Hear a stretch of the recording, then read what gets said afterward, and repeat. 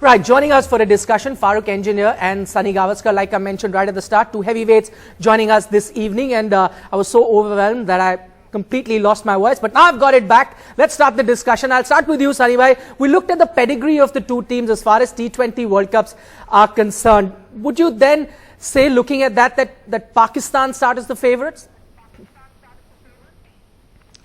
Well, looking at their record over the last so many ICC World 2020 events, you would say that yes, they have an edge over India. You look at the experience that the Indian players have of the T20 format, looking at the number of IPL matches that they play, you've got to say that they probably are that much more experienced than their Pakistani counterparts. All right, Farooq, do you think there would be any residue left in the minds of the Indian players? I'm talking about the residue of the Asia Cup. You know, Shahid Afridi winning that game in the last over, hitting as many sixes as he did. Or do you think, no, they will not have any of those memories simply because there is a lot of change in terms of personnel in the Indian team? MS Dhoni, Yuvraj Singh, Suresh Raina were not part of that team that will be playing this. Yes, Shahid Afridi is a bit of a phenomenon. When he gets going, he's capable of murdering any bowling on his day, as he proved. It's up to our bowlers at depth, especially in the last overs. They've got to practice Yorkers, and that's the most important ball. If you bowl it right there in the block hole, it's very difficult for the batsman to hit a six. You know, I mean, I wouldn't say Pakistan are favourites. It's batting versus bowling, really.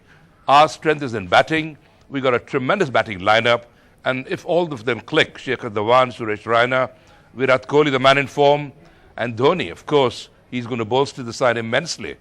So, I mean, all in all, I think it's going to be a hell of a humdinger. You can't predict which side is going to win or lose, but I would hope India would win, yes, naturally. Sunny bhai, the same question to you. I was talking about that Asia Cup game, the way India lost. Do you think that's going to have any impact on the morale of the team? I know that the personnel have changed as far as the Indian team is concerned.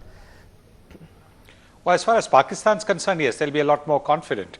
They'll say to themselves that we won in the last over when things looked a little difficult, things looked impossible, and Shahid Afridi hit those two sixes. But I think the big plus, as you mentioned earlier on, is the return to the team of MS Dhoni. He's a charismatic player. He can change the game on its head. His leadership will make a huge difference as well. And Yuvraj and Suresh Raina, two players who are absolutely musts in any T20 team, they are back in the side. And don't forget that they will also be able to bowl a bit. They're outstanding fielders, the two of them.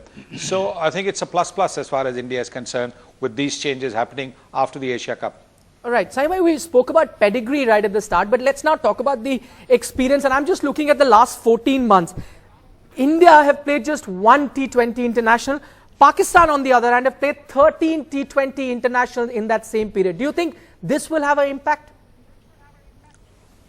No, I don't think so. T20 is too short a format to have any impact. I don't think the number of matches that you played before you get into this tournament is going to be of that much significance. Because, you know, an over, a few deliveries can change the match. So I don't think whether India has played just one match and Pakistan's played 15, 20 matches, that is not going to be the make a difference. The only thing, as I said, is that if Pakistan get into a last over situation, they'll feel they did it in the Asia Cup at the same venue only 10, 15 days back, and that they might feel confident that they'll be able to do it again. All right, Sunil Gavaskar, Farooq Engineer, stay with us. We'll quickly show our viewers the likely playing 11 for India. This is another big talking point. Which are the 11 players that India will go on in the match? And take a look at that. We've picked Rohit, Shikhar Dhawan, Virat Kohli, Yuvraj Singh, Suresh Raina and MS Dhoni. That's the top 6 as far as the batting is concerned.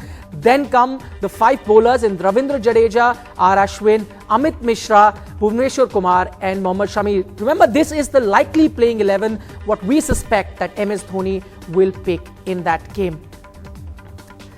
Sunny bhai, coming to you, you would go with this 11 or do you think you want to make a few changes to this? No, I think this 11 is quite all right. I don't think they should be. I thought if they were going to go in with 3 seamers, that would have been perhaps a little bit difficult.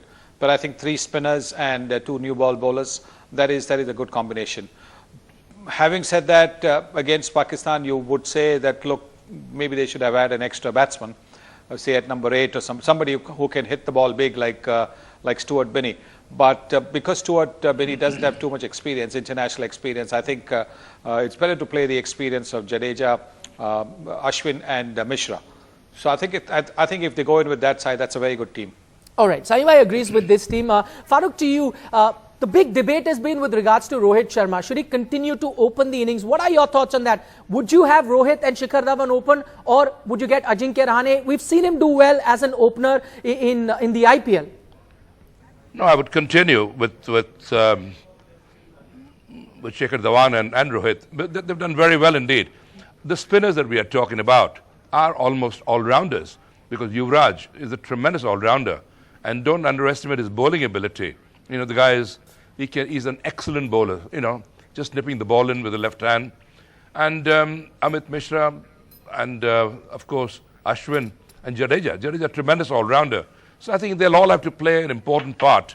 As Sunny said, in 2020, anything can happen. The team that has the hunger to win, the desire to win, will win on the day. Fielding will be a very important issue. Every run would matter immensely. And that's where India should just watch out and make sure that we don't make any errors there.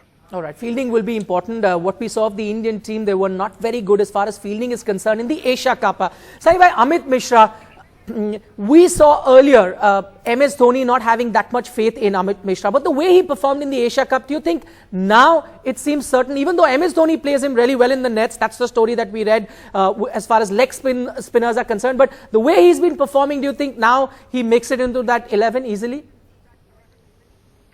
Yes, he does, because he's high on confidence. He's bowling well.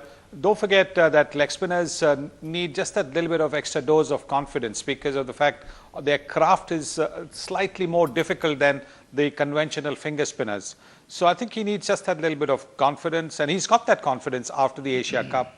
And leg spinners are not easy to score off, particularly on the subcontinent pitches where the ball turns a little bit. So I think his inclusion will make a difference, because while against Pakistan maybe not so much, because Pakistan also play the spinner as well, but when a leg spinner bowls well, he invariably wins the game for his team.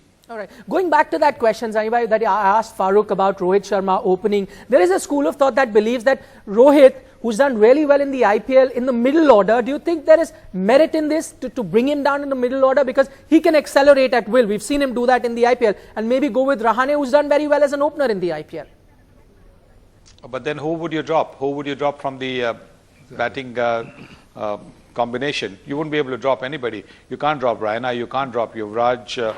So I don't see the move to drop Rohit making sense. At the moment, Rohit has been opening for India in the limited overs competition, and we should stick with that combination even here in the T20, because look, he gets 20 overs straight away from instead of going in the 12th or the 13th over. Here he gets pretty much 20 overs to cause mayhem.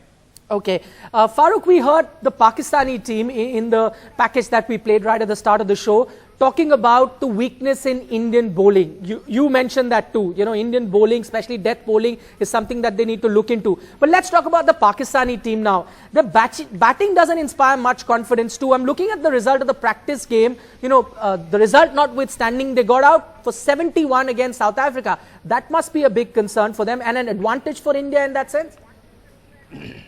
No, I don't think we should be unduly worried about the Pakistani batting lineup. They would Hafiz, Afridi or Chala to Chala. We got to bowl to him very sensibly. We got to bowl to him right in the block hole. Just don't allow him to get away with it. Because once we allow him to hit those sixes, our bowlers start panicking and they start pitching the ball all over the place. So it's very, very important that we keep Afridi tight. You know, there are other batsmen like Saeed Ajmal, Hafiz and all that. They're spin bowlers too. But the Akmal brothers, I don't think we should be unduly worried about Pakistan's batting. It's just our bowling we should be concentrating on our side. And if we bowl a good line and length, bowl Yorkers at depth, most important indeed, I think we've certainly got an edge over them. Okay, Sunny bhai, we showed our viewers how India has done in the past few editions of the tournament. They haven't made the semi-finals in the last 3 editions. Looking at India's group this time, I'm seeing Australia, West Indies, Pakistan, and most likely it will be Bangladesh as a qualifier. How do you rate India's chances this time to make it into the knockout stages? Many are calling this the group of death. Only 2 teams make it into the next round. Yes, it is one of the toughest groups. So yes, tomorrow's game becomes very, very important. They start on a winning note. I think that is just what they will need, just the kind of encouragement that they will need, and I think then they can go all the way. But it's important to win tomorrow, because you start well, then it's, you know, half the battle is won, and particularly when you play against your arch rivals Pakistan and beat them, that will make a huge difference to their confidence. Their morale will be very, very high after that. Okay, finally, Farooq, same question to you. How do you rate India's chances making it into the knockouts, looking at that group? Yeah, it's a hard group, without a doubt. We'll have to play really, really well. And with Dhoni coming back in the team, I think the balance is much better. Dhoni's a good captain. I don't know why people have been gunning for him. Virat Kohli is in the form of his life. India certainly, I would say, has an edge over Pakistan.